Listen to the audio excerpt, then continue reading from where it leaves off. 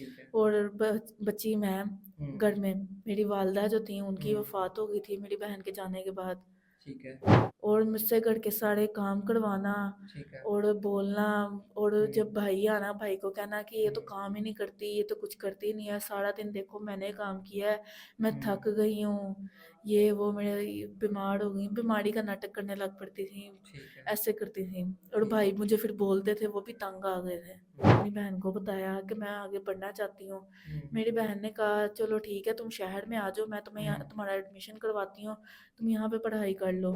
Books वगैरह सब एक चीज़ मुझे पूरी, कपड़े वगैरह लेके दिए। हुँ, और मेरा हुलिया दुरुस्त करवाया। तो जब मेरा हुलिया दुरुस्त हुआ उसके हुँ, काफ़ी देर बाद जाके ना मेरे बहनोई ने देखा कि ये तो पहले ऐसी थी, ये हुँ। ऐसी हो गई है। उन्होंने फिर गंदी नज़र रखनी स्टार्ट कर दी। अच्छा।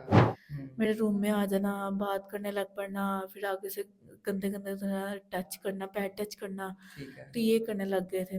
तो मैंने अपनी बहन को ये सारी बात खुल के बताई कि ये हुँ, इतनी देर से ये चीज़ हो रही थी, मैं आपको हुँ, बताना नहीं चाहती थी, ये वो। हुँ। फिर वो रोने लग गई, गुस्से में आ गई। मतलब आपके जो बहनोई थे उन्होंने सारा इल्ज़ाम आप पे डाल दिया कि जितने भी जो मामला थे आपकी तरफ से थे। जी, इतने गलत इल्ज़ाम लगाए, इतना ठीक है। बोला और हुँ, मुझे घर से निकाल दिया। मैं ये चाह रही हूँ कि मुझे भी कोई हेल्प मिल जाए, कोई सपोर्ट मिल जाए ठीक है। और एक ऐसा बेहतर रिश्ता हो जो मेरे हुँ, लिए बिल्कुल ठीक हो। ठीक है। अगर कोई हमारा इदारा आपको कोई प्रपोज़ल देता है, किसी शख़्स की गारंटी देता है जी ये आपके सारे अखराजात उठाएगा, ये आपको खुश भी रखेगा, तो आप एग्री कर लेंगी? जी, बिल्कुल।